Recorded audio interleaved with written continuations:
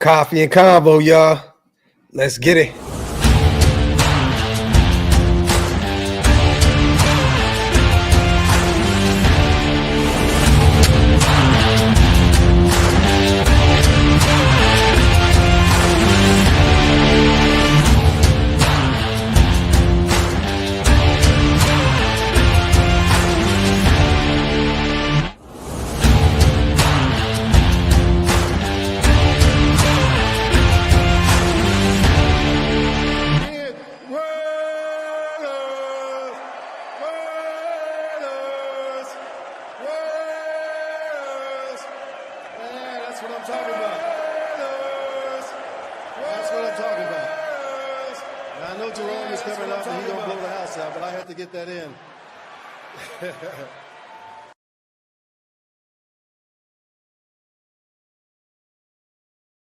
Yo, salute to everybody already here in the building, man. You guys know what time it is. Welcome to the latest installment of Coffee and Convo. I am your host, Graphk Raider, man. Salute to everybody here in the building, man. I appreciate every single one of you guys. And real quick, man, salute to our proud sponsors over at BetUS. This live stream is powered by BetUS. Head over there, get 150% bonus on your first deposit, 125% off your next two deposits, all while using promo code YouTube150. Fastest payouts in the industry, up to $2,000. Don't miss out on that deal. Tell them that Graphk Raider sent you. Appreciate you guys, man. I've been gone for a few days. I've been dealing with the flu. I'm still dealing with it. I woke up today. I said, you know what? I'm going to go sit in the gym, hit that sauna, and sweat for like 2 hours. I ended up being there for 3.5 hours, man, trying to sweat it out. I couldn't do it anymore. I had to get back to work. So we're back to the grind. I see a lot of people hit me on Twitter and Instagram saying that they're sick too, man. Prayers to you guys. I know what's going around right now. This variant, I don't know what the hell they put into the universe this year, but god damn, man, it beat me and my family to death. We have been on our necks all week long. So much love and respect to anybody out there dealing with it right now. I know a lot of people are. Healing and prayers sent your way. A lot to talk about today, man. We have a lot to unpack. Salute to Rick, my guy, on becoming Green Dot Gang. If you guys want to become Green Dot Gang like my brother Rick, hit the link. It's pinned up top. It definitely helps us keep the lights on over here at OakLosVegas. A lot to talk about, man. I know you guys already seen yeah, my apologies about the timing today as well. I've been trying to work around. I scheduled all my shows sick, so I didn't put the timing together and all that good stuff. So my apologies. Some people are probably gonna pop up in like another hour and a half, like, "Yo, what happened to the show?" Well, I moved it up. I got to go pick up my sons from school. So once again, my apologies for changing the timing and all that other stuff. I got to get it in while I can. You know what I'm saying? You know, it's like that married couple with kids. You know, they go outside for a few minutes. Hey man, you got to tap in real quick. We got to get it in while we can, and that's what I'm doing right here with this Coffee and Convo, man. So salute, and my apologies. People were killing me in my DM, like, what are you doing with the time? I'm like, man, look, I'm still trying to get it all together up here. But I know you guys seen the video today with Shedeur Sanders. If you have not, I'm going to share this with you. I don't know how anybody else can make this any more blatant about where they want to go in next year's draft. I know the Giants may be ahead of us, you know, when the season wraps up. And Giants, this is me knocking on the door. You guys at this point had to have got the memo, right? You had to have got the memo. He has flirted with the idea of being a Raider all season long. And at this point, it's just pretty much like, look, leave me alone and let the Raiders get me. Simple and plain. He put up a post on his IG stories. Let me share this with you guys real quick. Simple and plain.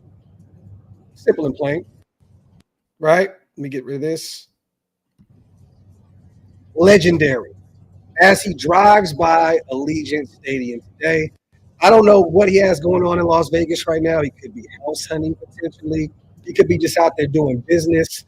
But right now, he is out there this Friday afternoon in Las Vegas, driving by Allegiant Stadium, saying legendary. I don't see him doing this at MetLife I don't see him doing this out there in New Jersey. I don't see him doing this for the Giants. This is him championing, if that's the word, right? Championing. Yeah, the flu still got me, right? To become a Raider. He is doing everything in his power to become a Raider.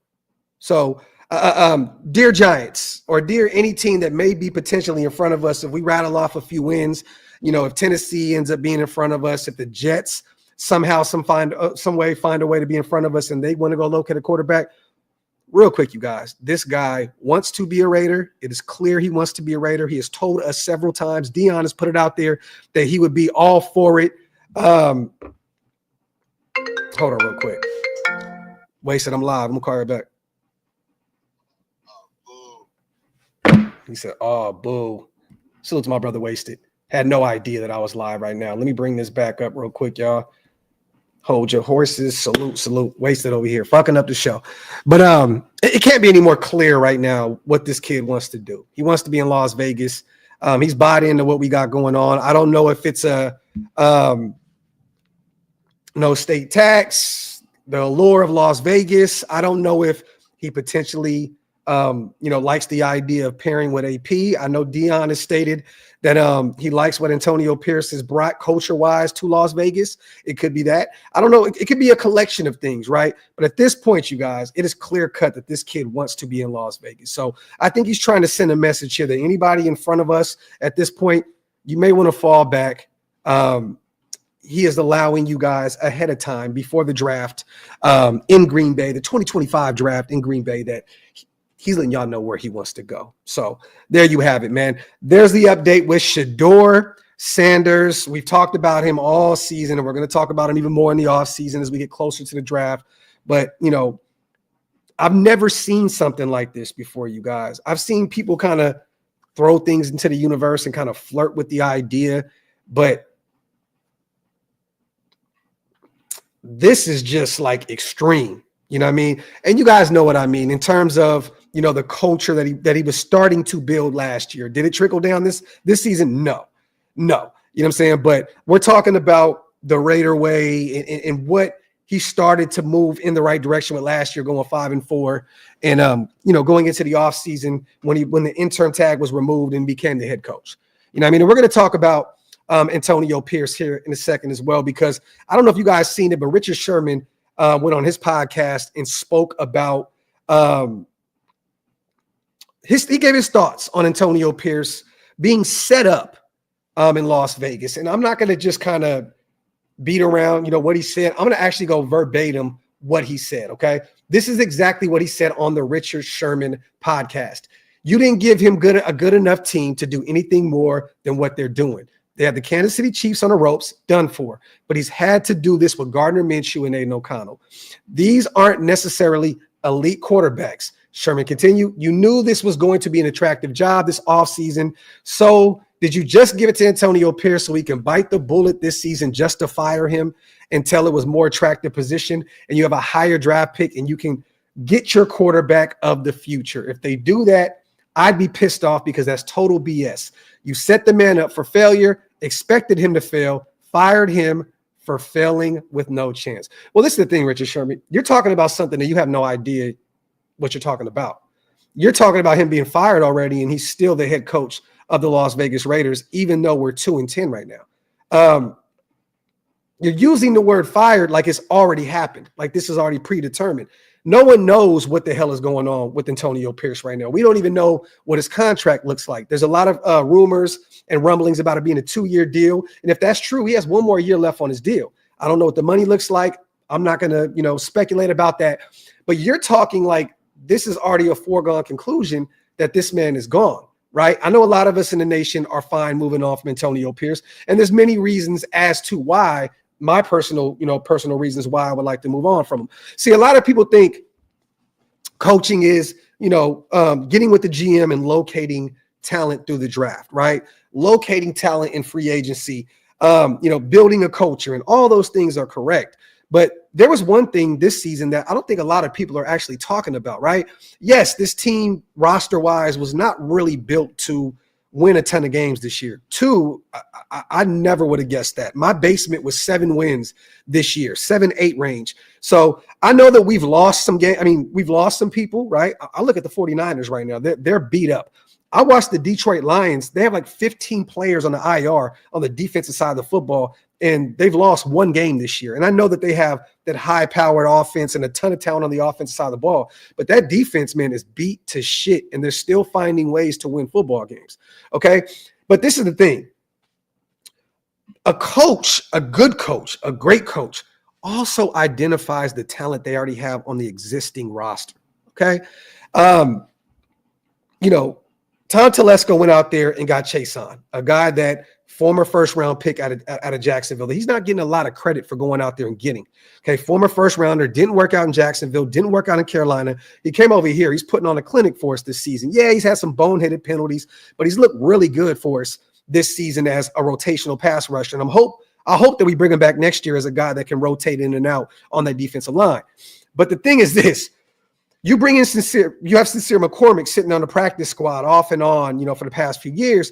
You make sure that Zeus is your guy. You make sure that you bring in Alexander Mattison, a guy that at this point has been a number 2, most of the time in his career in the NFL, right? 1 year he was forced to be the number 1 guy, didn't work out. He needs to be a number 2 guy.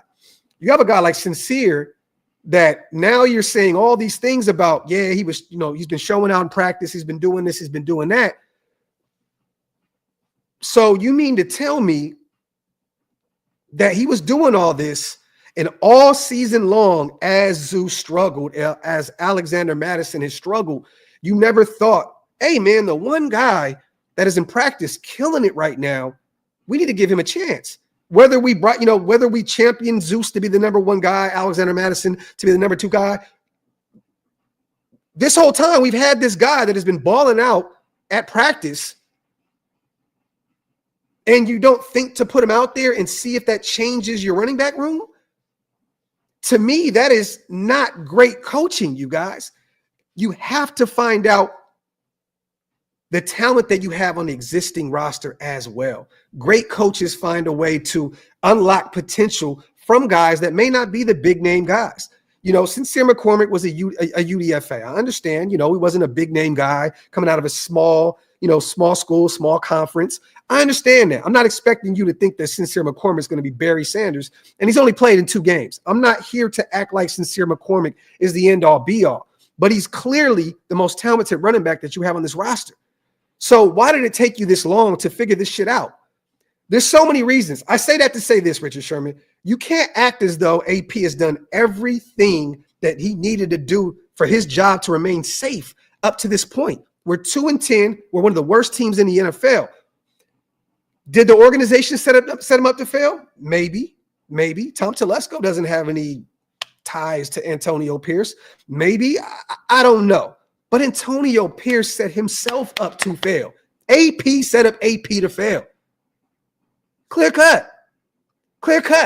And Graham, this is the thing, right? You don't want your head coach to be somebody that falls into politics. And I know that you know personally the politics behind UDFAs. I know your cousin played for the team, and you have conversations behind the scenes about how that works. I understand that. But I want a head coach that's going to go out there and say, look, man, this is the most talented player that we have on the roster. There's politics and everything. But I want a head coach that's going to stand up and say, yo, dude, look, if Maxx Crosby could damn near put his Raider career on the line for AP in the offseason, why can't AP do the same thing for his players? Politics, right? Maxx Crosby is one of the best players in the NFL. He pretty much stated everything is on the table if you don't bring AP back. We brought him back. Max went out, Max went on the line for him. Josh Jacobs went on the line for him. Devontae, Robert Spillane, a lot of these guys went out on a limb and said, bring AP back. But Max did it to the extreme and potentially stated that he could ask out if AP is not the head coach. If these guys can go to bat for you, you can't go to bat for your UDFAs if it's politics. You know what I'm saying? Like you have to look at this both ways. If he wanted a Sincere to play, you're the fucking head coach. You play Sincere McCormick. There's nothing else to talk about at this point. If he's the best player, he went out there and showed up in preseason. He's out there killing it. And I've had conversations with other players that play the same position that have told me that Sincere was one of them once. What are we doing here? What are we doing here? What are we doing here? All I'm saying is this, man. I understand there's politics in everything, in anything. You can work a McDonald's job, a gas station job. You can work at your local Albertsons. You can work anywhere. There's politics in anything. This is football, right? This is, you're a young coach, first year head coach, intern removed. I understand that you're still kind of learning, right now on the job. But if you want to keep your job as a head coach, you say, hey, look, man, Tom Telesco, this guy, that guy, Mark Davis, this is the best running back that we have on the roster right now. And I'm going to play him because he is the best running back on this roster. Simple and plain. You identify the talent that you have. It should have never took this long to start JPJ at center, regardless of anything. Period. Like, yes, Andre James got a new deal. And to be real, you guys, that was other people in the organization talking to Tom Telesco to bring him back. Tom Telesco had no ties to Andre James. This is him leaning on his staff, leaning on his coach's staff and saying, what do you think about Andre James? Should we bring him back? Does it work? Because Tom Telesco has no ties to him. He's never been his general manager out there with the Chargers. There's no connection there. This is Tom Telesco leaning on his staff and saying, should we bring him back? But it's apparent that you have a guy in JPJ that is the best center that you have on the roster. It's clear cut. You see what the offensive line has looked like recently with the move with JPJ. We'll never see Andre James at center again, barring any injuries, God forbid. But the thing is this, man, great coaches understand what talent they have and they put them out there and they play them. It's just simple math, man. My kids play youth football. I went out there and watched these guys. Okay, this kid can't play that position. This kid can't play this position. Yeah, my son plays for me and I'm the head coach, but he's not the best at this position. So we're going to put this guy here because it makes sense because we want to win at the end of the day. We don't only want to restore, a culture. We want to restore a winning culture, commitment to excellence, just win, baby, so on and so forth. How do you have both of those, and you're not trying to find the best ways to win football games? And I understand, you guys, this year is the best year to lose a ton of football games because we have the best chance right now to go locate our quarterback. I understand it. And at this point, maybe Aiden rattles off a few wins, but either way, we'll probably be in that 5 to 7 range if we do win a few, and we can still somehow, some way move up and go get our quarterback. If Tom Telesco works his magic, you wouldn't have to move from 13 up to 1 or 2 to go get his guy. It'll be a little easier this season, to move up, especially if Shedeur and Dion are kind of trying to forcefully get their way to Vegas. It all makes sense, right? But this is the thing, right? Even if let's just say, Joseph, Tom Telesco was the one that wanted Gardner Minshew, right? Cool. He's the general manager. He is not in control of who plays on Sundays. I repeat, he is not in control for who plays on Sundays. That is up to AP and his staff on who fits the billing of starting day one. Simple and plain. If you wanted Aiden O'Connell to be the guy from day one, guess what? You put Aiden O'Connell out there. You tell Luke Getsy, no, we're not starting Gardner Minshew. I don't care what he's done in his career up to this point. I'm playing my guy.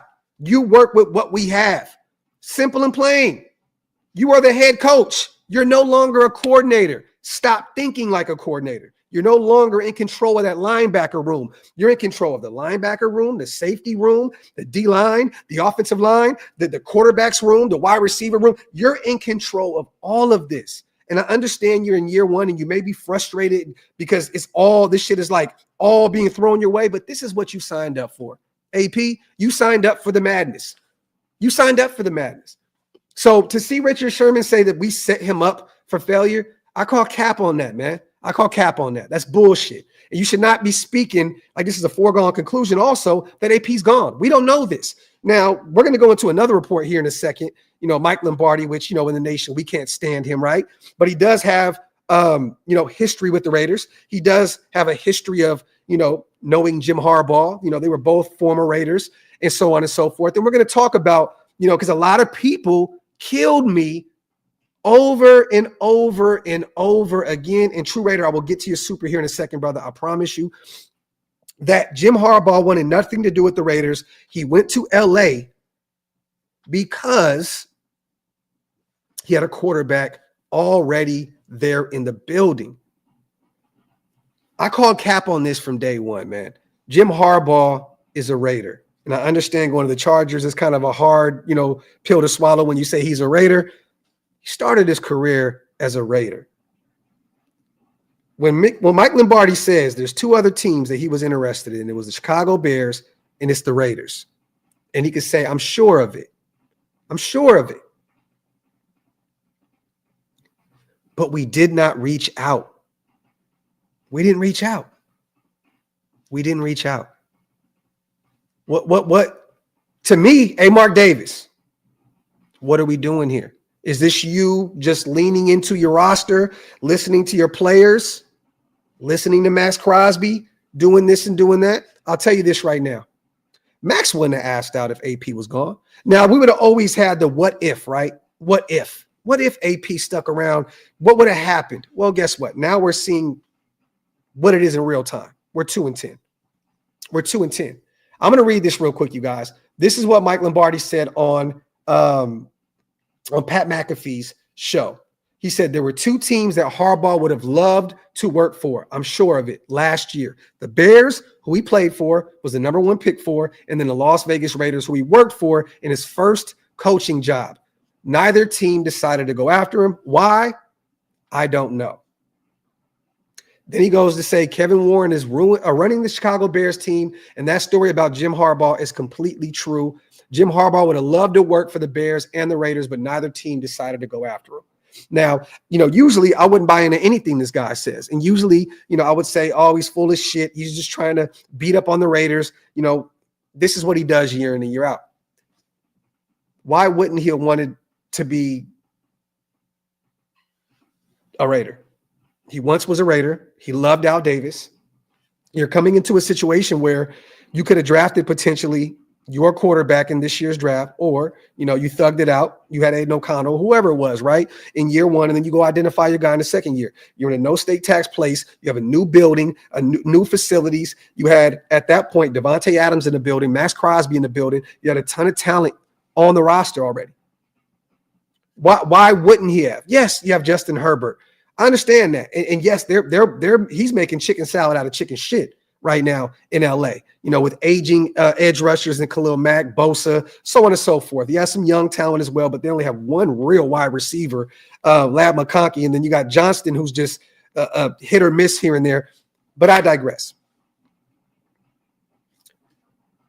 It's clear if the Raiders would have made a call, Harbaugh would have listened. And it's clear visually what he's doing with the Chargers right now in a rebuild year. Yes, they have their quarterback, and that makes things a lot easier. I definitely agree with a lot of you guys in your sentiment about that. I understand that. But there's a lot of turnaround there. They were one of the worst teams in the NFL last year. He goes out there, he brings in Greg Roman, he brings in, J.K. Dobbins, who's now on the IR, I believe. He goes and gets Gus and some former Ravens guys that his brother coached, right? But he's winning football games. And the guy that is a proven winner, that won at every step of the way, Stanford, Michigan, the Niners, so on and so forth. I say that to say this. If he was a real option, why don't you at least just make a call? That's all I'm saying. Just listen to Harbaugh. Bring him in and see what his approach is. See what the ideology of what he wants to do about the Raiders' future. At least bring him in. Have him and have AP still in the building and interview him as well. But why not bring in Harbaugh at least for an interview to see what this guy thought of the existing roster and see what his approach would have been? This is organizational malpractice, you guys. It's nasty work. You're watching a guy that literally you let him pass you by, go into the same division in the AFC West and turn the Chargers around in year one. While we're here with an unproven head coach that may be on the way out in the offseason, maybe. And this guy is going to be the guy in LA for many years, instilling a winning culture, just like he did in Michigan, just like he did at Stanford, just like he did with the Niners his last go-round. It's nasty work. Salute to True Raider. Any chance the running success is Scott Turner's? Maybe Zamir looks good in Turner's offense too. Salute to True Raider. And I wanted to talk about that as well. This is another thing, True Raider, that I'm pissed off about, right? Once again, who was on the staff last year? True. Who was on the staff last year? Scott Turner. Who was me and a few other people expecting to be the offensive coordinator last year? Scott Turner. But no, you make Bo Harbaugh, a guy that's never been an offensive coordinator at all, calling the O, who essentially just took over Josh McDaniels' playbook and kind of fiddled with it and so on and so forth, right? This shit is just comedy to me at this point. It's like you had the opportunity to give him the job last year, but no, you give it to a more unproven guy in Bo Harbaugh. You hire Luke Getsy in the offseason. He loses his job, a few weeks in, and then you give Scott Turner the keys to the offense when you had an opportunity to give it to him last year. Now, if you would have gave it to him last year, we would have had a better idea of what this offense could look like, and we wouldn't have to speculate if he is the right guy for the job or not. Personally, you guys, I don't think you ever win the AFC West with Scott Turner calling your offense. Ever. With Andy Reid, Jim Harbaugh, and Sean Payton in your division, there's no way in hell you bring on Scott Turner and Norv Turner to be your guys moving forward. Is it a more entertaining offense to watch? Definitely. Do I want to pull my hair out every week watching this offense now? No, the past few weeks have been a lot more enjoyable to watch. But still, 19 points, 17 points. We haven't even scored 20 points yet with these guys calling the offense. And I understand, they're fresh here, and, Aiden O'Connell's the guy now with Gardner getting benched, and we're still trying to figure out the ground game. There's so many things that go into this, right?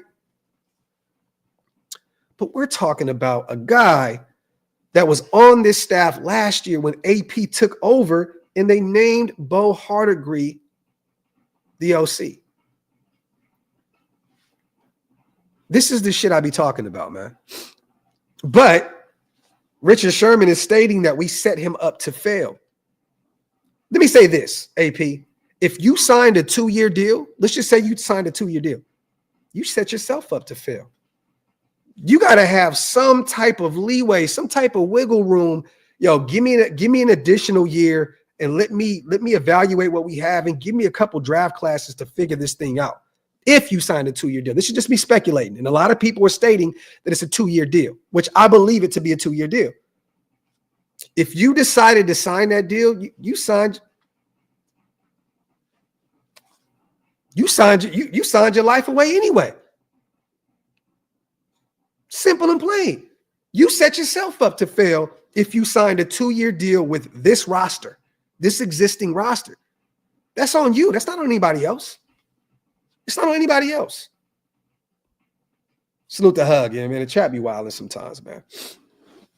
Gardner, I don't trust AP to evaluate talent at the coaching level or playing level. See Sincere and Scott Turner, both on the roster, and go outside for answers. Well, let's just say this, Gardner. He didn't essentially go outside. Zeus was already in the building. He went out and got, Alexander Madison. Amir Abdullah was already here, right? Sincere was in the building. They went and drafted Dylan.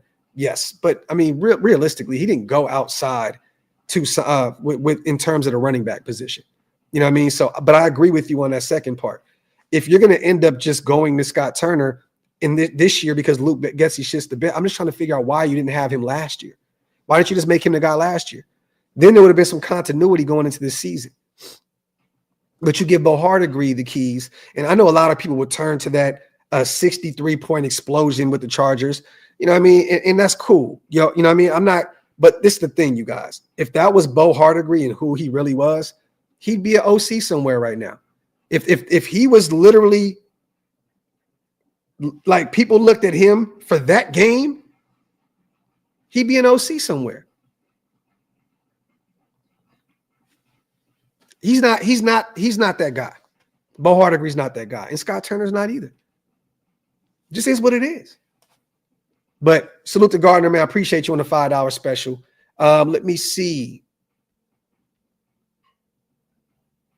Salute to my guy Sniper Jones in the building. I would usually say let's give AP some time to assemble his army. Unfortunately, we are in a division where we have Reed and Mahomes, Harbaugh and Herbert, Peyton and Nix. Yes, Bo Nix is going to be that dude. He's already that dude right now. Sniper is only going to get better as time goes on, especially with, continuity in Denver with Sean Payton being his guy. He is literally perfect for that system. So I agree with you. The thing is this, man, if you want to get things right, we have one of the toughest divisions in football, you guys. Outside of the NFC North, Hammer's calling me right now. Hold on real quick, y'all. Okay, my bad. All Shillmore want to call me while I'm live. But this is the thing.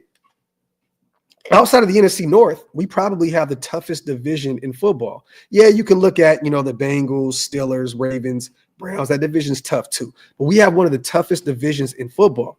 We do. And if you want to keep up, you have to have a phenomenal head coach, which I'm not a big Sean Payton guy, but he's turned that thing around this year. Let's just say there's two great coaches, Andy Reid and Jim Harbaugh. And there's another guy, Sean Payton, who won a championship, already, and he's trying to fix things in Denver, and he's already on the right path to doing so. You know what I'm saying? So, but yeah, if you want to keep up in the AFC West, you have to have a quarterback, not go into offseason and hire a Gardner Minshew, not have Aiden O'Connell be your guy, which I like Aiden a lot, you guys. Just because I say Aiden's not the guy does not mean I do not like the guy. He's just not going to get me where I want to go as a Raiders fan, which is a Super Bowl at some point, a playoff winner, a perennial playoff team. That's not what Aiden O'Connell is going to get you. He's not. Now, if you bring in one of these young guys, a Shedeur, a Cam Ward, they could potentially be those guys. Aiden is not that guy. Like Aiden a lot, and I wish that he would have been the guy all year long so we could have got a better chance to see him. But simple and plain, if we want to win in the future, Aiden does not stack up now against the Bo Nixes of the world, the Justin Herberts of the world, and the Patrick Mahomes of the world. Simple and plain. Just is what it is. And salute to Zahn, one of the GOATs over here at OLV. I appreciate you, my brother, gifting 10 OLV Raiders Network memberships. My brother, I appreciate you. One of the GOATs. Now Big Mike wants to call. I think they're like trolling me right now. I think they're trolling me. I think Shillmore is trolling me right now.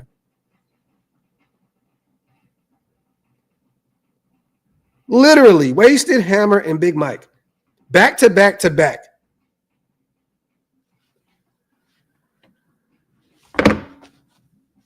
Once again, salute to Zahn and salute to all the new Green Dot gang members in the building. Appreciate you guys. Graham, don't do it.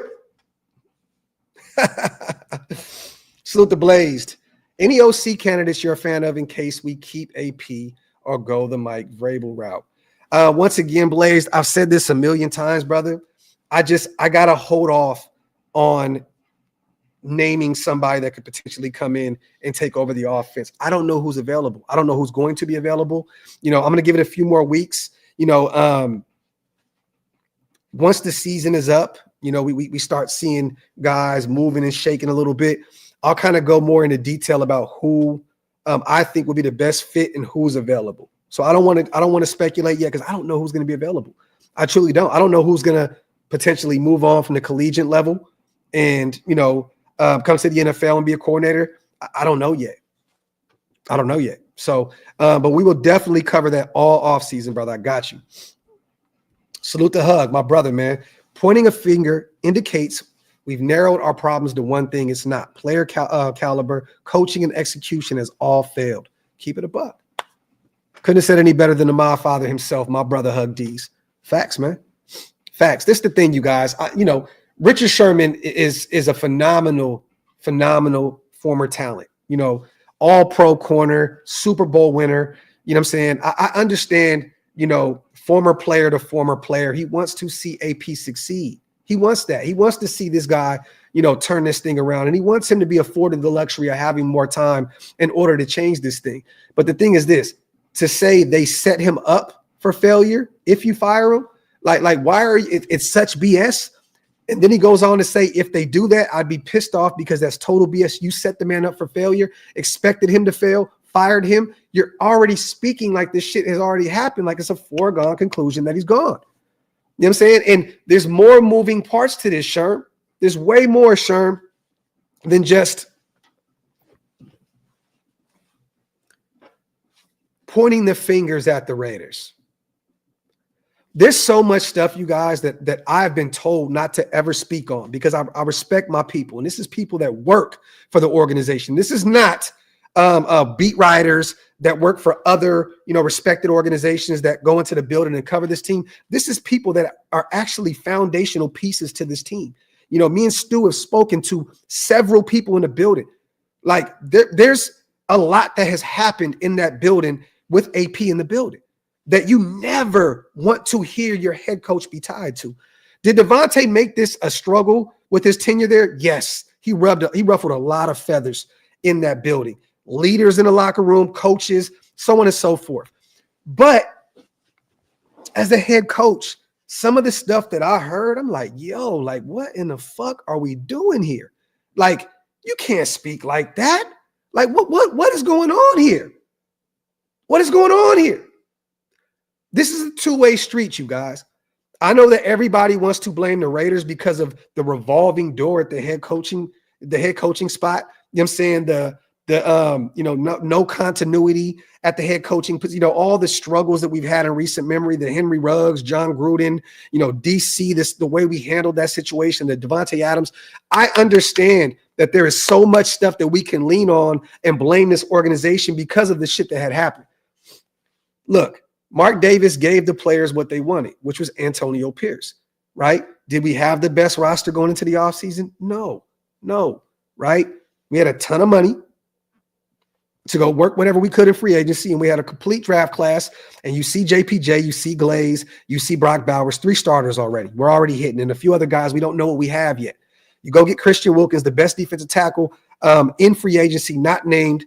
We know Chris was out there, but the Chiefs brought him back, Chris Jones, right? But and there you go, Brian. Another situation we fumbled, right? Chandler Jones, the Josh McDaniels situation. Look, we can hate and beat up on Mark Davis all we want. Understandable. This guy actually gave the players what they wanted. He gave his leaders what they wanted, and he's working with what he has. Yes, but this is not a 2-10 roster, you guys. I repeat. This is not a 2-10 roster. Even though how beat up we are, once again, this is not a 2. There's no excuse, you guys, for us being 2-10 right now. There's not. There's not. It's not. I don't care how bad we are. This is not a 2-10 roster. There's a reason why we're 2-10. Injuries, definitely. All teams deal with them. The Niners, the Lions, those guys, the Cleveland Browns, they last year, had a great year. And this year, we have to stop directing this to just injuries. A team with Davante Adams, Maxx Crosby, Christian Wilkins, and I know if one was traded, one was hurt. That is disgusting. That is disgusting to have that kind of talent and be where you are right now. Even before Christian Wilkins went down, this team looked bad. Even before Davante Adams was traded, this team looked abysmal. Stop blaming everything on this, injuries, the players. At what point are we going to look at coaching?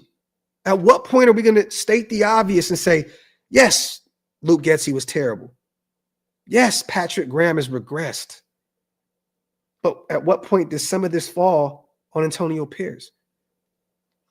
I've said this before, and I don't want this to happen again in Raider Nation. I don't want this to turn into another Derek Carr situation where this literally splits the fan base in half and everybody's fighting with each other and everybody's screaming and yelling and saying wild ass shit to each other. Okay. This is a poorly coached team. It's a poorly coached team. It is. Jack Jones is Antonio Pierce's responsibility. And let me repeat myself because I don't want people thinking that's a grown-ass man. He made that move to bring him in. And last year, it paid off. It paid dividends. pay dividends. This is a guy that he's coached his entire life, like a father to him. And he's taking plays off. He's being benched for a quarter because of making business decisions. If you're not unlocking the talent from a kid that looks at you like a father figure, then what the fuck are we doing here? What are we doing here? If you can't get to Jack Jones, how are you going to get to other guys on this roster that are just freshly into the NFL? Guys that are coming in from free agency that have no idea how this organization works.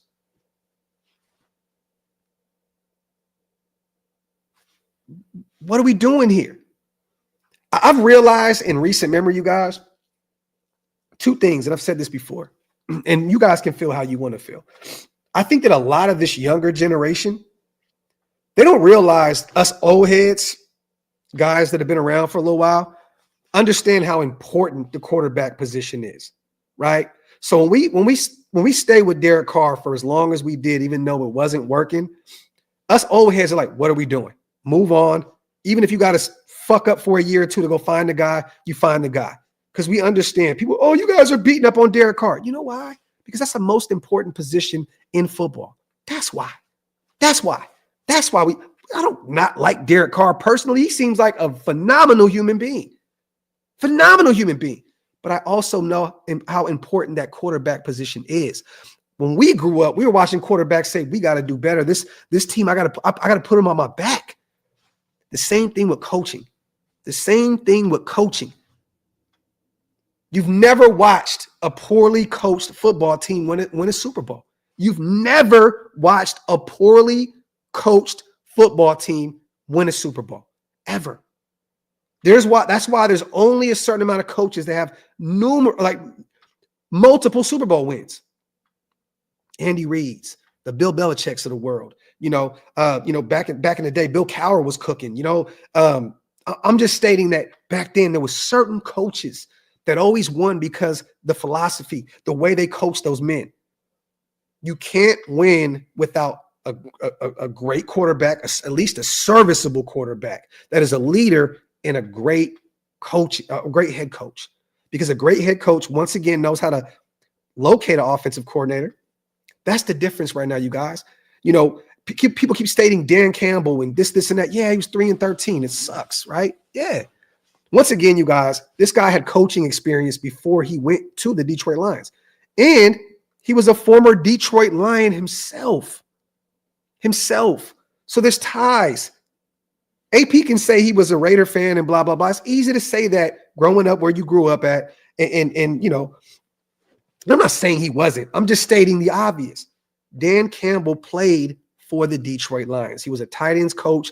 He moved around a little bit, but he also found Ben Johnson. He found some defensive coordinators that can help unlock some of those guys that he has on the defensive side of the ball.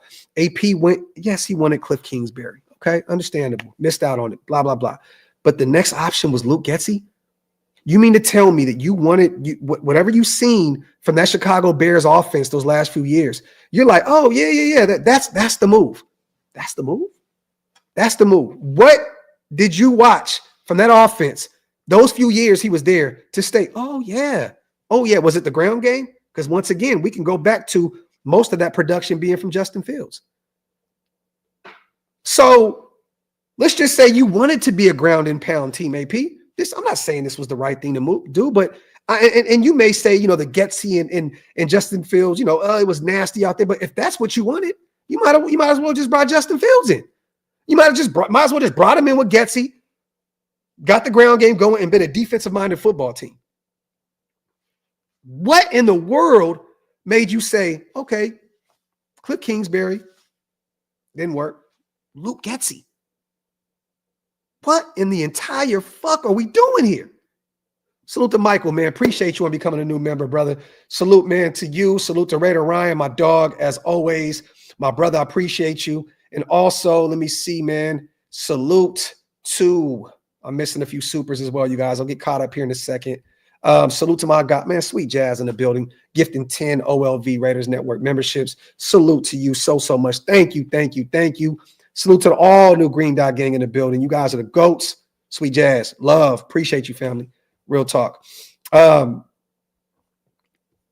me see.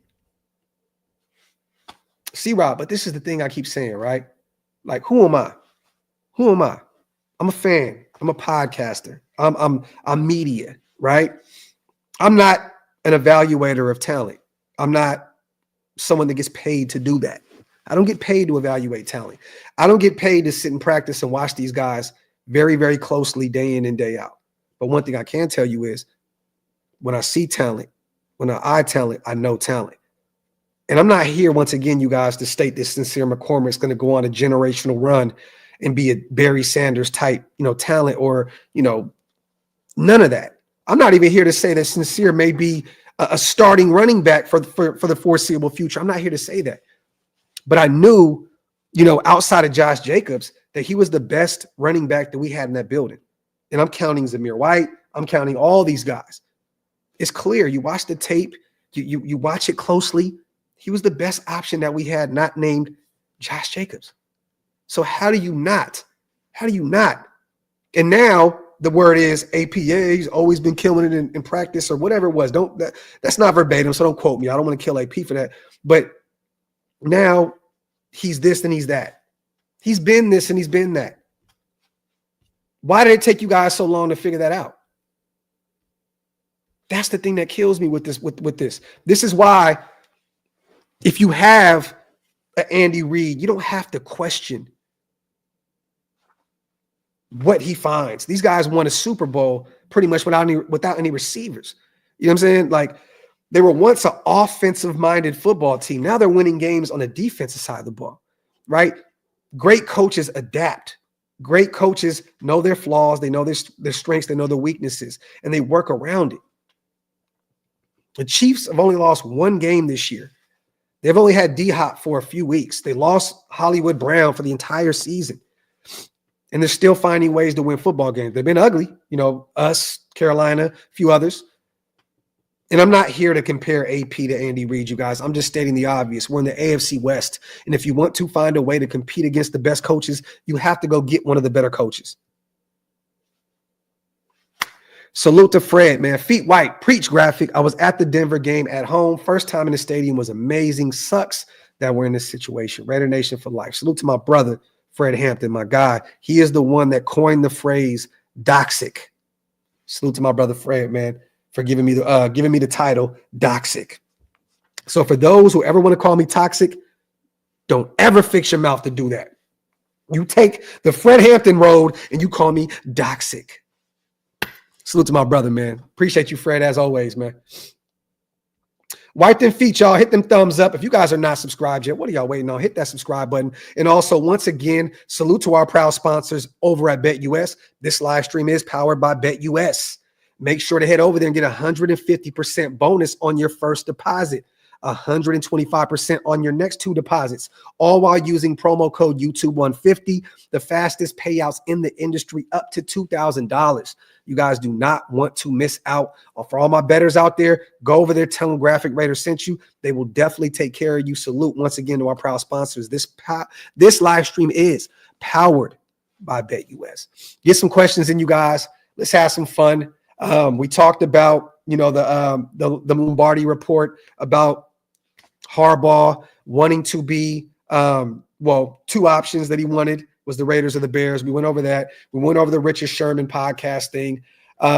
Also, real quick, you guys, heads up, Jacoby Myers and Aiden O'Connell are both expected to play Sunday against the Buccaneers, which is a great thing. Jacoby dealing with that ankle injury.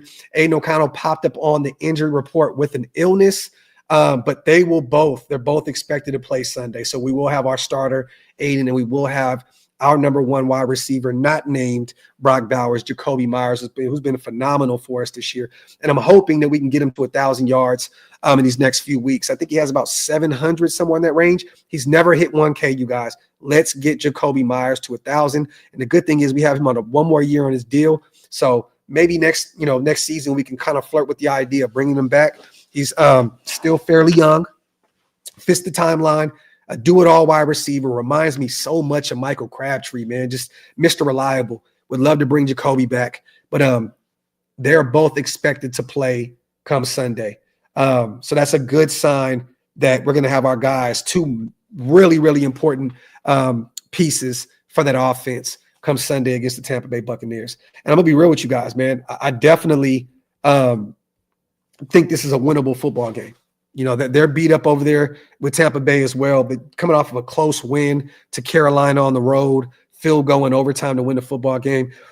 This is a team that is definitely very beatable. I think they're one of the worst teams in the NFL against the pass. So this may be another Aiden O'Connell week where he can go out there and go vertical, Trey Tucker, find Brock.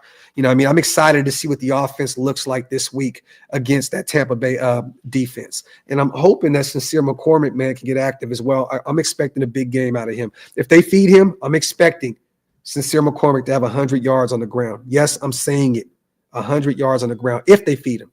If they feed him. Nomad, happy birthday, my brother. Everybody in the chat, if you guys can, let our brother Raider Nomad know happy birthday. 55 years old, man. Salute to you, OG. It is such a blessing to be able to see another 24, but to see another year, that's another thing. Salute to Nomad, man. Happy birthday, my brother. All right, let me catch up real quick. Salute to 10 Commandments. If we draft a quarterback and let him sit for one season, and O'Connell has an outstanding season next year with Turner, O'Connell could bring us draft capital. Remember when Casey got a third-round pick for Alex Smith? If we draft a quarterback and let him sit for one season, and O'Connell has an outstanding – okay. Look, this is the thing. If that's the way it happens, that's the way it shakes out. As long as we have an upgrade at offensive coordinator, as long as we, not Turner – I'm talking about somebody better that's calling the offense. And we run with O'Connell. I'm not against it. The thing is this, man, and I said this 10 Commandments on another show a few days ago, that we're in the NFL now where I understood what Tom Brady was saying. Back in the day, these players, they get an opportunity to sit and so on and so forth. Man, some of the best quarterbacks in the NFL right now were kind of thrown into the fire. And look, C.J. Stroud, he'll probably go back-to-back playoffs, back-to-back years with Houston, right? Yeah, great situation there. I understand. But look at Bryce Young. He's starting to come full circle now in year 2 after being benched for Andy Dalton. This year you see Jaden Daniels. He's about to lead his team to the playoffs after being one of the worst teams in the NFL last year. Bo Nix, Denver was one of the worst teams. He's leading them right now as a rookie. We don't know what J.J. McCarthy would have did with O'Connell. I'm expecting, they have a great weapons on both sides of the ball. He probably would have led the team the same way Sam Darnold is. You know what I mean? So the thing is this, it sounds good to draft a guy and sit him for a year. Yeah, it sounds great. I'm telling y'all now, if we go get Shedeur Sanders, there's no way in hell. There's no way in hell it's going to happen. I would feel so bad for Aiden O'Connell. Every incompletion, put Shedeur in. Every turnover, put Shedeur in. It's not going to happen. If you go draft Shedeur is your guy moving forward. Simple and plain. This is a guy that was built for this moment, been in the limelight his entire life. There's no way. There's no way. Appreciate you though, brother, on the $10 as always. Real talk. But there's no way if you go get one of these top guys, you're going to sit him for you. I just don't see that happening. Oh, and salute to you guys for getting me to 13 million views. That's insanity, man. I know people that have been doing this for double, triple the time that I have, and they're nowhere near that. So thank you guys so much. And that's no knock to those guys. But I'm just saying I have the best chat in the world. It's because of you guys tapping in, every show, watching these lives and being in a chat and just doing what you guys are doing, sharing the lives. Because of you guys, man, we're at 13 million views. That is insanity, man. That is crazy. And my boy Ben from the Broncos sent me something the other day where he stated something. Big Mike said, I just wanted to see how the show was going. I hate you guys. That out of millions of YouTube channels, I was in like the top 15% or something like that. It's because of you guys, man. It's because of you guys. You guys give me a reason to come over here every day, talk football. Our watch time is absolute. It's madness. Like, I don't even know if y'all know what our watch time looks like. You guys, it's because of you guys, man. I want to read this to y'all real quick. I'm kind of going off subject here, but this is y'all show, and I want to read this to you guys. Look how many watch hours we got. Been doing this for 4 years. We almost have 2.5 million watch hours. 2.5 million watch hours. Y'all are the goats, man. I just want to say thank you guys so much. And I knew Hug. There go Hug. Playing his role after I'm about to put his super up. Hug, don't call my phone. Salute to my brother Hug D's. Everyone give it up for our boy Graphk for being sick and keeping us all together while we suffer through this season. You are real therapy, my dog. Appreciate you, brother. And pause on the emoji. My brother Hug, man. Love you, bro. Hug ain't shit, man. I seen that Auburn number pop up. That shit said Hug Dizzle. I knew what time it was. Just want to say a big fuck you to Hug, a big fuck you to Big Mike, big fuck you to Hammer, and a big fuck you to Wasted. Love all you guys. Sanders to the Raiders. Gruden at OC, unlikely, but lit. Not going to happen. Gruden would not take an offensive coordinator job. To be real, with his, with what he's done, winning a Super Bowl, going, and it's just not going to happen. He's not going to go back to being a coordinator. No. But it's going to be interesting to see. He's supposed to be linking up with Mark Davis this Sunday, you guys, in Tampa Bay. So that's something to keep an eye on. I know they're still close and I know they're still cool, but we got a call that they were supposed to link up. For those who don't know, Gru still lives locally out there in Tampa Bay. So it's going to be interesting to see what they talk about. It'd be great to be a fly on that wall. And me and Stu were supposed to go out there. We had a show set up the other day, you guys. Stu's sick now too. He's sick bad. He hit me up and was like, my bad, brother. We had, I can't do the show. I'm fucked up. So he has the flu too. So for those who are asking about the Stu show and about this weekend, we couldn't make it because Stu's sick. And I've been hurting. So let me see.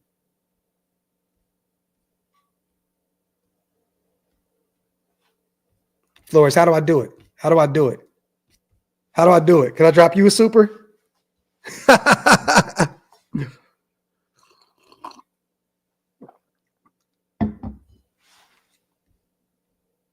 EP, I appreciate you, brother. Hey, man, when you build a community the way we did, we show up for each other. Regardless, win, lose, tie, it don't really matter. When you build a community where we all look to each other to get through, like we're essentially each other's coping mechanisms, y'all. Like we lean on each other to get through this shit. Y'all allow me to scream at a screen for an hour and a half, and you guys type away screaming yourselves. So, we're each other's coping mechanism at this point, Oh, real quick, also, you guys, I will be back home in Sacramento in the next few weeks, and I'm working on putting something together. So stay tuned for that. I'm trying to put something together for the Saints game. I'll keep you guys in the loop in terms of a watch party potentially in Sacramento. So those who are out there, would love for you guys to pull up if we put this thing together. Would love to have some fun, and all my local people out there pull up and have some drinks. Let me see. Yeah, hey man, my dog got a couple pizzas in his default picture. I want to talk about this last subject, you guys, because I've seen a lot of people talking about it on Twitter and Instagram, and I see a lot of people stating that in a minute here, nose ring, y'all, nose ring, no booger, promise, that Maxx is going to get to his boiling point here soon, where he's going to ask out, ask to be out of Vegas and so on and so forth. I know that he kind of went on his podcast the other day, and he kind of, I think was it his podcast? Or was it, I think it was the Sirius podcast, the Let's Go podcast with Jim Gray and Peter King. He went on there and they asked him, what his mindset is, going through this disappointing season and being 2-10 and 5 games remaining and eliminated from the playoffs and so on and so forth. And he went on to say, Of course, I'm competitive as they come. I put all my time and effort and spirit and soul into this, into being the best version of myself. He goes on to say, I care about winning more than anything on this planet. So yeah, there were points in the season where I felt like I was losing my mind. I had to really reset. I know a lot of people are taking this as, Maxx potentially saying, look, I got to get out of here. I'm going to say this, man, knowing Maxx and knowing that he's not a quitter. You know what I'm saying? Like he's someone that has this thing tattooed on him, doesn't want to go anywhere. He wants to be a Raider. He is literally our identity. Like now you look at this team and you look at it's Maxx Crosby and it's Brock Bowers. That's the identity of this team. And it's bigger than just wins and losses in Las Vegas for Maxx Crosby. Yes, he wants to win football games. Yes, he wants to solidify his legacy as a Super Bowl winner. Who the hell doesn't? Especially with guys that work as hard as Maxx Crosby does, right? But Big Mike, I see you, bro. But this is the thing. I think we have another year or two before Maxx just says, you know what, this isn't working out. You know what I mean? And mind you, I still think that Maxx is going to be a Raider for his entire career. I don't think that he would ever ask out.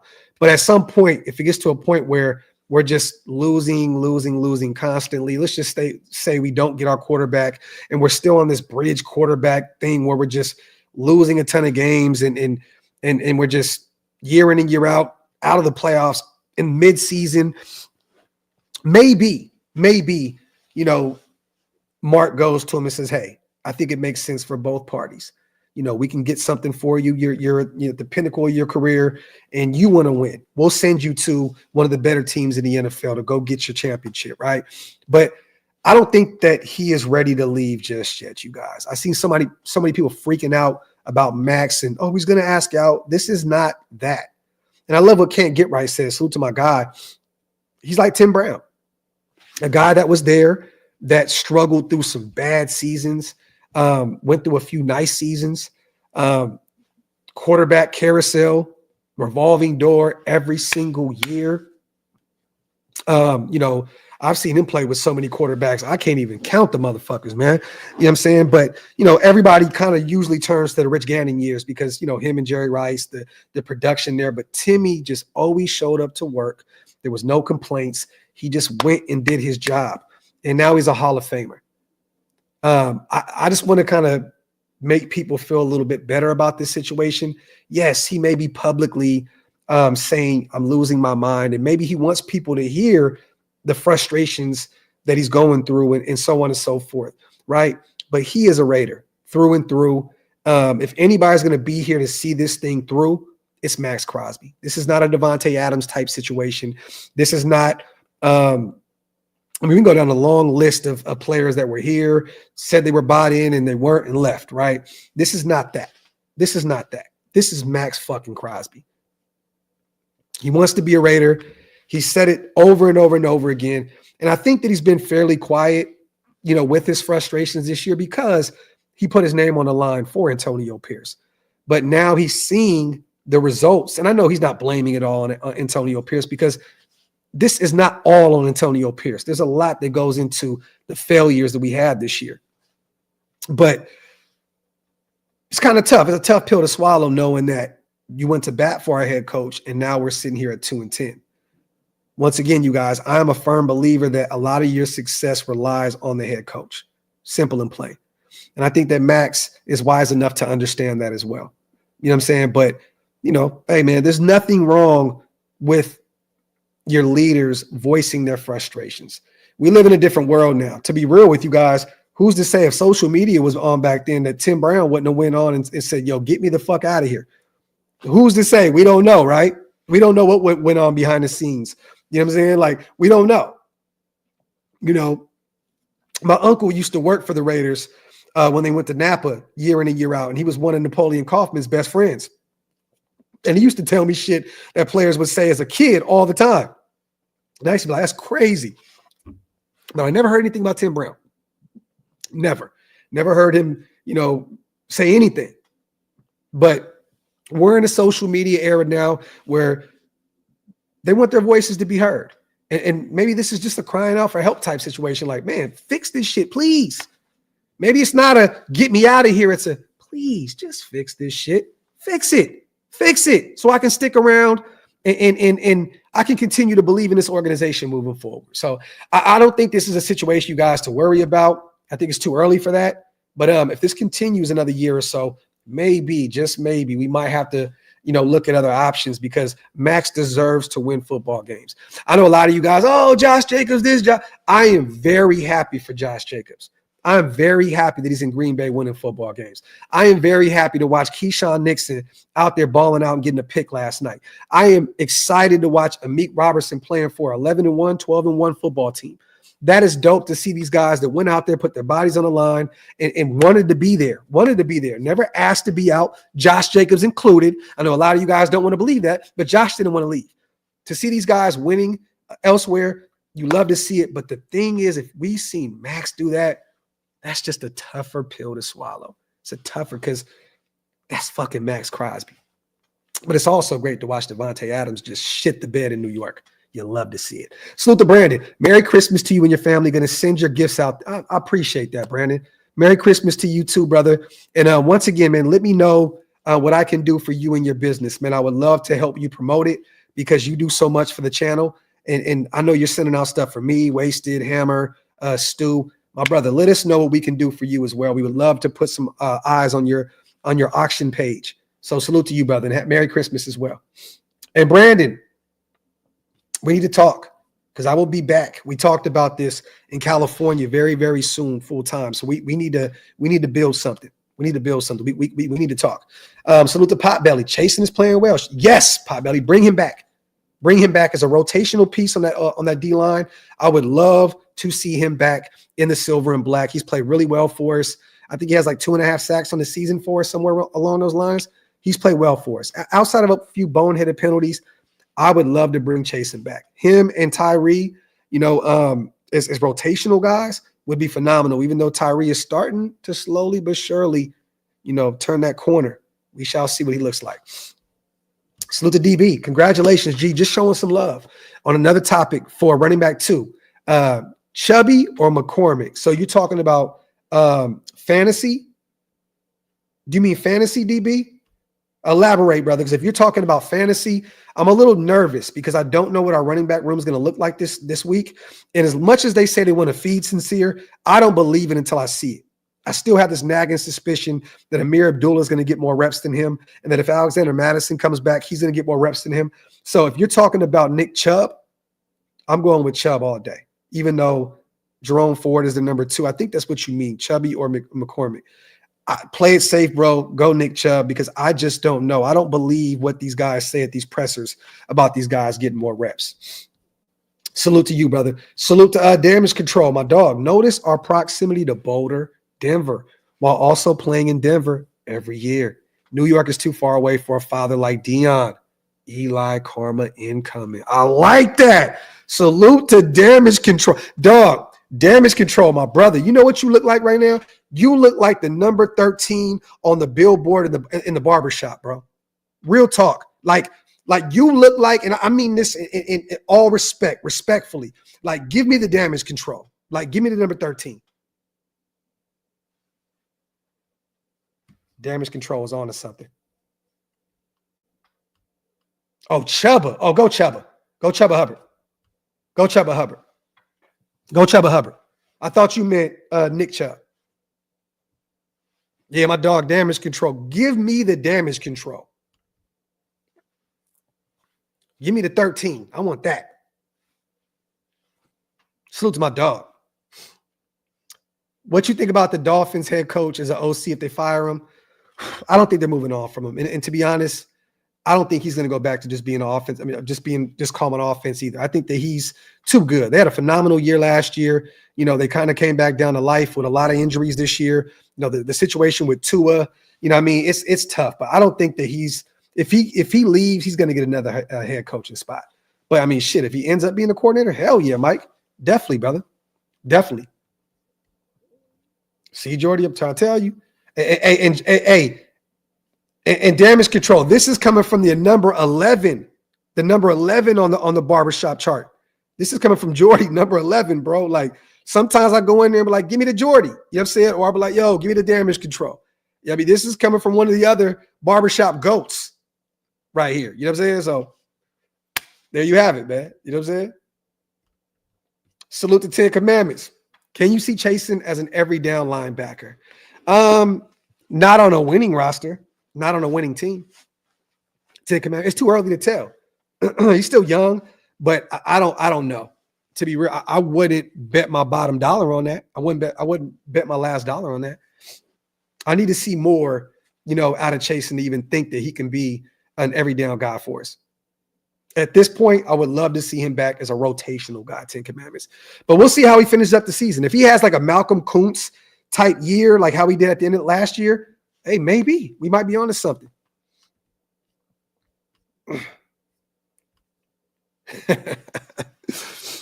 Salute the Dragon Hendricks. Just joined. Have we already discussed the AP? Yes, we have. Dragon stuff. The fact that the team is still fighting in such a bad spot speaks volumes to the man's leadership. Give him one more year. I'm not against that. I mean, if I had my way, Dragon, I would try to upgrade the head coaching position, but I'm not against them bringing him in one more year. My thing is this: make sure you have a plan at the offensive coordinator position, not a Scott Turner and Norv Turner. I'm talking about a bright young mind that can come in and be that guy, not a Scott Turner, Norv Turner special. If you're going to bring AP back, set him up for success. You know what I'm saying? And make sure that we're not having the same conversation the same time next year. Simple and plain. I'm just tired of these pressers, man. Tired of these pressers. Tired of the losing ways and us finding ways to just kind of say the same thing over and over about these games. It's just nerve-wracking at this point. Dragon, there's nothing. Let me say this. There's nothing wrong with Scott Turner. The thing is, do you really want to be in the AFC West with Scott Turner calling your offense? Do you really want to go out there and face some of the better defenses? Because Jim Harbaugh is going to have that Chargers defense, a top 5 defense very soon. The Chiefs already have one. Denver's already there. Do you want Scott Turner calling your offense against some of the better defenses, but also with 3 of the best young quarterbacks in the NFL? Well, Patrick Mahomes, Justin Herbert, and Bo Nix? No. Let's not be prisoners of the moment here, Dragon Hendricks. I'm not doing this. A couple weeks where we scored 19, 19, and 17. No, sir. I'm not getting hyped up about that shit. Just like I'm not going to get hyped up like some of y'all because Aiden went out there and had a hell of a game against the Chiefs. Not doing it. I'm not this year, you guys. I'm not being a prisoner of the moment. I'm not doing it anymore. I'm not. I refuse to. Yeah, Hug. You just scared the shit out of me when I seen that picture, bro. Like my dog looked like one of the Wyatt Six. Like you go to WWE to say, give me the Hug D's.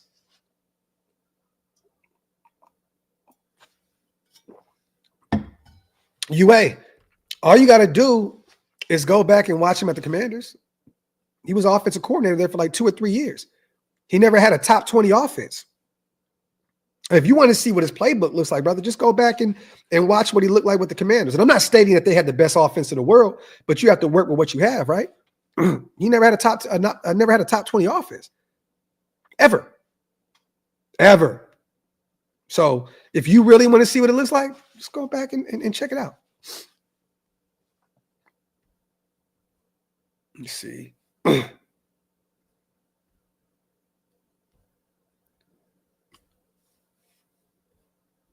Man, tell him, Wasted. Tell him. Stop with the accepting mediocre jokers. Facts. Facts plus tax, man. Salute to my brother, Wasted. Appreciate you, Mondo. We're going to do more. Me and Hammer starting January 1st. Once WWE goes to Netflix, you guys, we will start covering WWE weekly. I promise you guys. We had fun doing it. And you guys, man, we had a ball. That was one of the funnest live streams that I did in a long time, man. So hopefully you guys show up. We're going to have some fun. I want to do another show tonight, man. I'm back in form right now, man. You guys want to see a show tonight?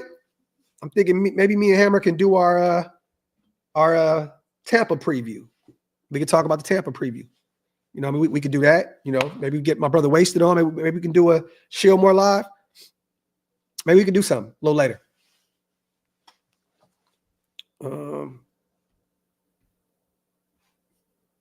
I mean, Jeff, the thing is this. Some of those years we weren't mediocre. We were just worse. We were worse than mediocre. Some of those years we were terrible, just like this year. There's like a few anomalies there, right? 2016, 2021, where we snuck into the playoffs at 10-7.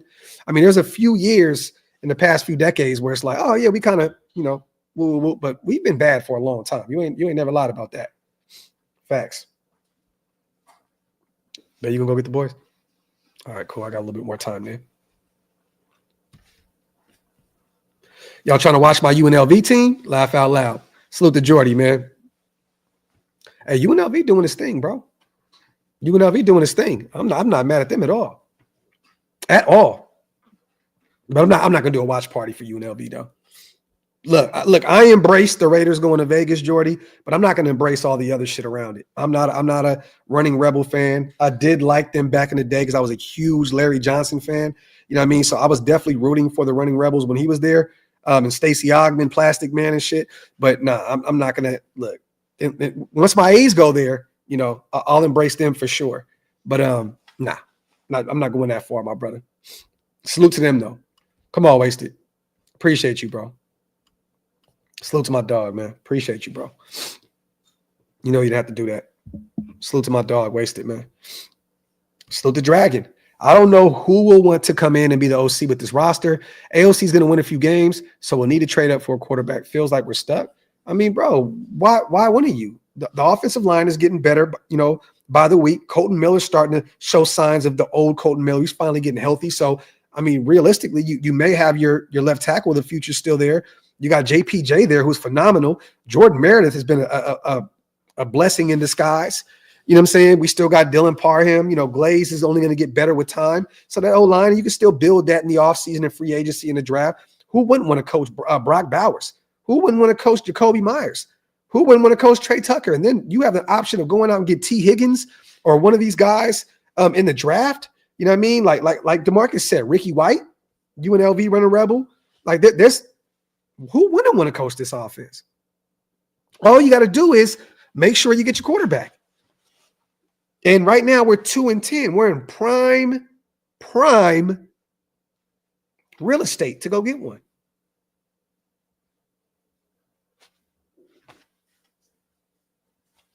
Hey, Flores, I didn't say that. Shut your mouth, Flores. Disgusting human being, you. Disgusting human being, you.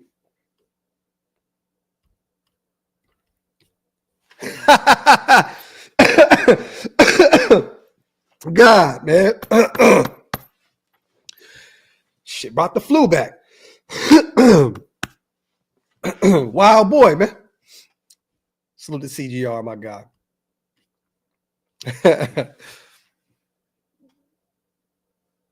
Richard, if I can have my way, I'm going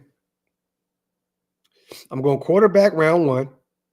In round 2, see, some people may disagree with me here, but it just depends on what running backs are there on the board. I would go get one of the better running backs there in the second round. If that's Hampton out of North Carolina, you know, if it's one of those guys that one of the top guys that are still available there in the second round, because I don't think there's going to be a run on running backs at that point. I think that Ashton Genty will be the only back gone in the first round. So we'll still have our pick of the litter there in the second round. I'd probably go quarterback, running back, and we got 2 third-round picks. I'm going offensive line, and then I'm going wide receiver. And then 4th, 5th, 6th, 7th, go defense. Clean up. But I go quarterback, running back, offensive line, receiver. And I think in the third round, there'll be plenty of talent still there on the board at wide receiver. So that's what I would do for sure. If I can end up with a Shedeur, an Amarion Hampton, and then, you know, in the third round, go get, you know, a guard or a tackle, and then end up with, you know, one of the better wide receivers in the draft in the third round, I would do it. Felon, I would probably wait for a linebacker. I'd probably wait until after the first 3 rounds. And Dan, there you go. Another guy that's only gonna start. His stock is gonna go through the roof. Arizona State, former Sacramento State, Rio Linda legend, high school legend, Cam Scatterable. Another kid that is phenomenal. You know what I mean? So that's another name to potentially keep an eye on there. But I think that once the combine shapes out and once all the Senior Bowl and all the other shit is out the window, he's going to be a guy. His stock is just going to rise completely. Nino, you can still find one of those guys in the mid rounds. You know what I mean? Like, I don't know if Kobe Bryant's going to be there out of Kansas. He may be there still. I don't know if somebody reaches for him in the first or second round. I could be wrong. People evaluate talent differently.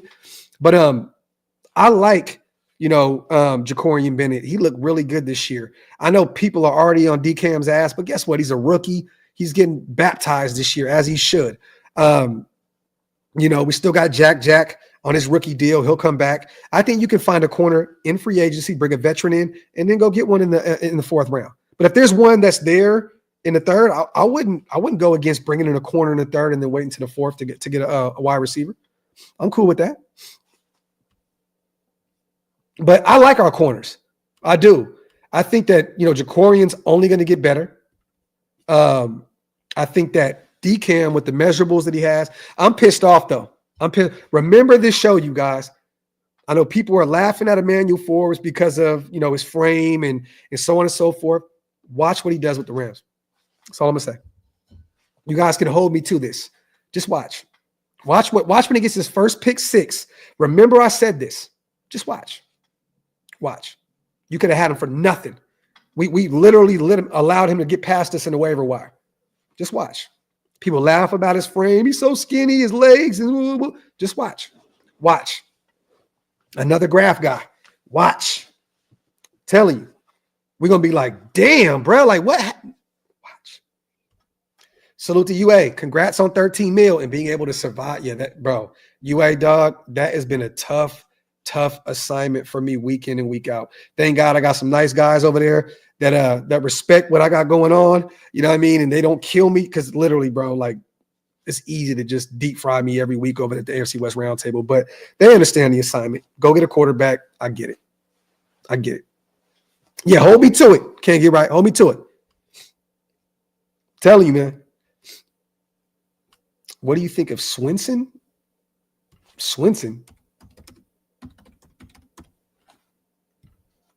Oh, Braden Swinson. I got to do some homework on him. Familiar with the name, but I'm not even going to act like, I always tell you guys this. I don't watch LSU for a reason. He's an edge. It's not necessarily a need if you bring back Malcolm Kuntz and you plan to play Tyree inside and out, or if you bring Chasen back. But I'm not against that. You know what I'm saying? But I don't think you need a edge. I'm getting an edge in the later rounds. My plan for the defensive line is simple, you guys. It's this. Got Max. Wilkins to be back. Tyree Stone is rookie deal. You play him inside out. You bring Chasen back. Okay. You let Janarius Robinson walk. Bring Chasen back. Bring him back as a rotational guy. Let Charles Snowden walk. Go get an edge in the later rounds. Go get a DT in the later rounds. Bring back Adam Butler.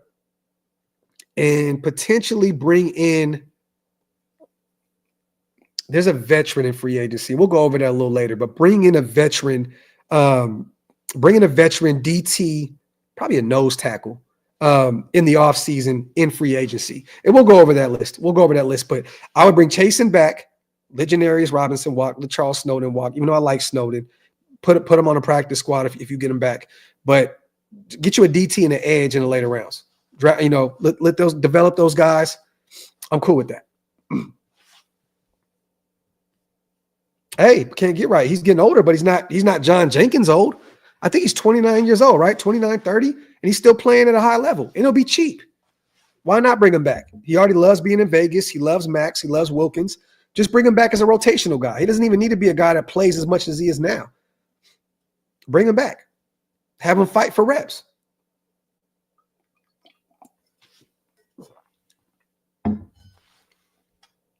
Oh, and DP, I didn't even mention Hobbs. You're right. And you bring back Nate, even though durability has been an issue with Nate Hobbs. That contract has to look very specific for me, DPH. I'm not paying him a shit ton of money to come back and get hurt again.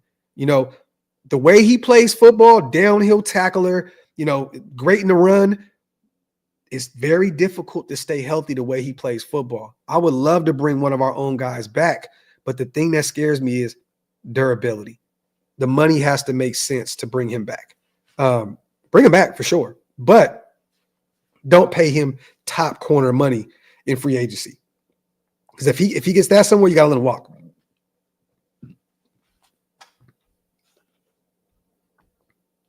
Let me see. Once again, man, salute to everybody here in the building. As always, I appreciate you guys. Let me pay some bills real quick. We're not going anywhere, but once again, salute to our proud sponsors over at BetUS. This live stream is powered by BetUS. Head over there and get 150% bonus on your first deposit, 125% bonus on your next 2 deposits up to $2,000 using promo code YouTube150. Fastest payouts in the industry. Once again, head over there and let them know I sent you. They'll give you the Graphk Raider hookup, YouTube 150. Once again, salute to our proud sponsors over at BetUS. Let me see. I don't think he's going to get paid a shit ton of money, though. I mean, but what is throwing money at him mean in your eyes? You know, he hasn't had a crazy productive career up to this point. He's an aging defensive lineman. And, you know, he took a hometown discount to stay with us. I think we only paid him like $1 million this year. He's not going to cost a lot of money. He's not.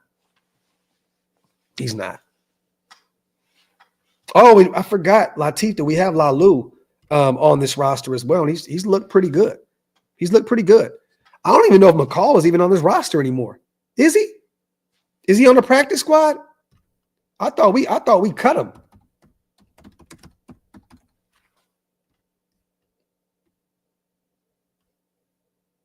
Oh shit, he's still here.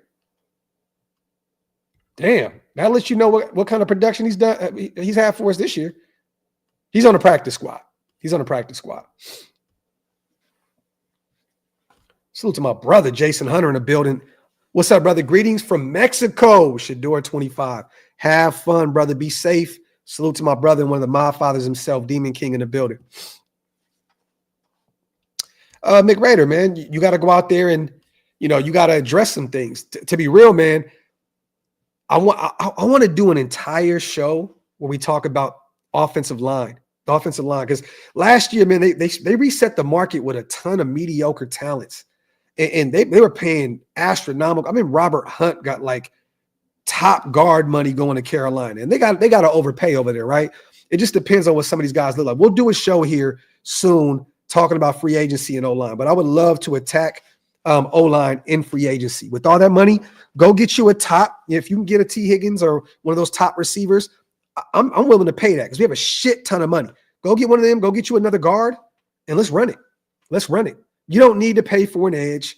You know, you can bring in a veteran on the cheap, but if I'm paying top dollar in free agency, I'm looking at the O-line and I'm looking at a receiver just to add to the Jacoby, Tucker, Brock Bowers, circle, but that's all. And if there's a corner available out there, you know what I mean? But the thing is, you got to build the trenches. You got to look at the offensive side of the line, offensive line first. And then if you can add it, you can add a D tackle, maybe. I mean, on the cheap, like I said, Adam Butler, just bring him back. He already knows the system. If Graham is back, he already knows he already has a home in Vegas, bring him back, but then add another one in the draft. But if I'm spending my money in free agency, and I wouldn't be shocked if he does this, I think Tom Telesco addresses the O-line. I think he addresses wide receiver 1 position, which could be T. Higgins. And also do not be shocked, and I know people don't want to hear this, if he does go and locate another veteran quarterback. And we'll go over that list as well. So, but I mean, I don't know if he's going to pay top dollar, but he may potentially bring in a veteran guy to fight for that second spot or potentially be a bridge guy. I wouldn't be shocked at all.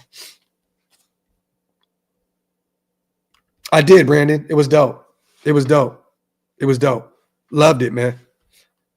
I can't wait to get home, too. I'm about to hit a bunch of A's games this year, man, at River Cat Stadium, man. I'm hyped up about it. Let me see. Latif, hey, once again, thank you for bringing that up. Was there another guy, you guys, that I was screaming from the mountaintops to keep as a Raider? This was literally my offensive lineman equivalent to Sincere McCormick. McClendon Curtis. Chattanooga. UDFA. I'm like, this kid can be phenomenal for us. Phenomenal for us. You allow Seattle to pick him off of our practice squad. That kid has played starter minutes for Seattle, I believe. Another kid that we lost off of our practice squad that's playing starter minutes. I need to look that up. I want to see how many games he started this year. So fucking pissed off about that. Pissed off, bro.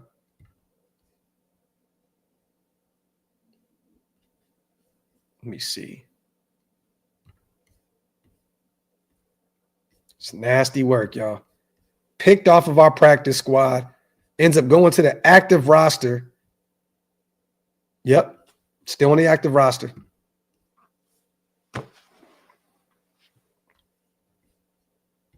I don't get it. I don't get it, man. I just don't get it. I just don't get it, man. That some of us fans look at these guys and understand their value. There you go, Big Mike. McClendon Curtis was Shieldmore certified. Shaking my fucking head. But they just allow him to get picked off the practice squad.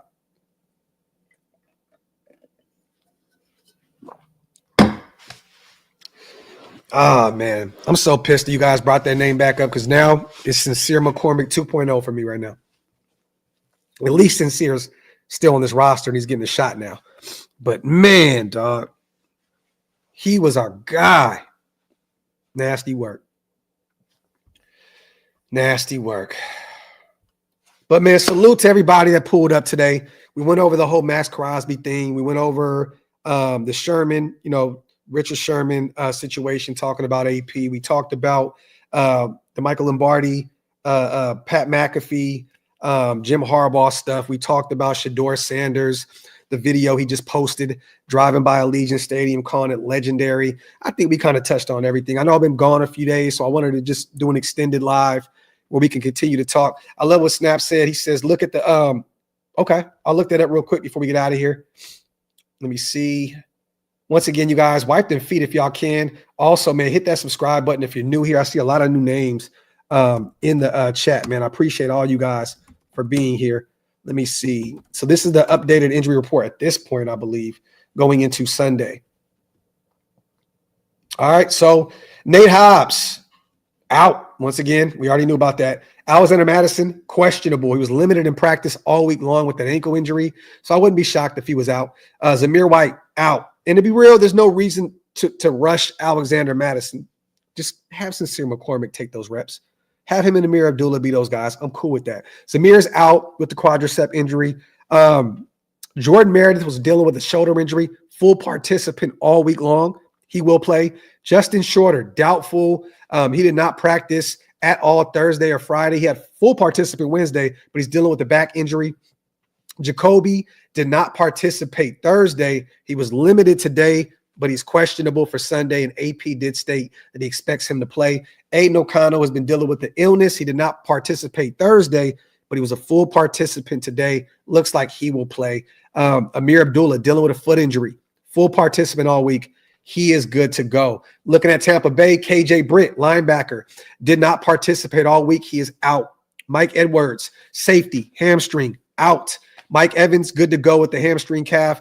Gray Gaines, good to go with the ankle injury. William Golston, defensive tackle, knee, good to go. Troy Hill, their corner, foot knee is officially out.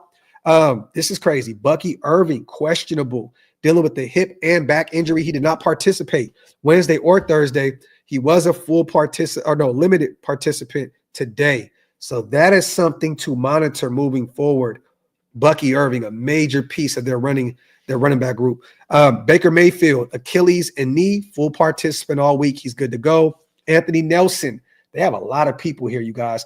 Linebacker, good to go. Tyke Smith, DB, knee injury, questionable. Joe Tyron, ankle, questionable. Marquise Watts, linebacker, out. Tristan Wirfs did not participate Wednesday or Thursday. He was limited today. One of their best offensive linemen, something to monitor, but it looks like he'll be good to go. Trey Palmer, wide receiver, questionable with a hip injury. Josh Hayes, DB, hamstring, questionable. Levante David was dealing with veteran rest all week long. He's good to go. And J.J. Russell, the inside linebacker, hamstring, questionable. So there you have it, you guys. That is our updated injury report for Sunday as we go against the Tampa Bay Buccaneers. For now, you guys, me and Hammer's show is set up for tomorrow. We may move it to the night maybe, or we may do it earlier. But it's set up, Raiders Tampa preview for tomorrow. And we will be also doing our Raiders Tampa Bay Buccaneers watch party on Sunday, covering the entire game, play-by-play. So if you guys want somebody to watch the game with, if you're tired of listening to the commentators, put us on, watch us. We'll call the game the entire way. We're Raider bias, so have some fun with us. But other than that, man, once again, salute to everybody here. I appreciate every single one of you guys. Thank you guys for your patience. I've been dealing with the flu. My whole family's been down and out, but we're back. I'm still out, but we here. You know what I mean? So I love y'all, man. Hit that subscribe button on the way out. Make sure you wipe them feet also.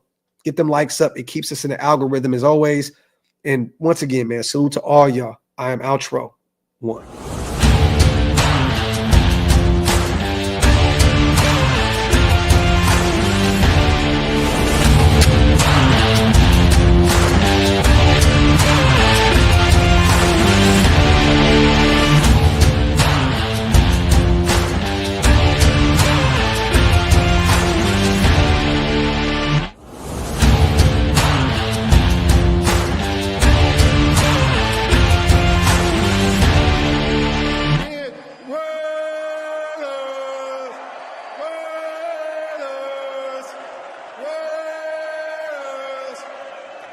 That's what I'm talking about.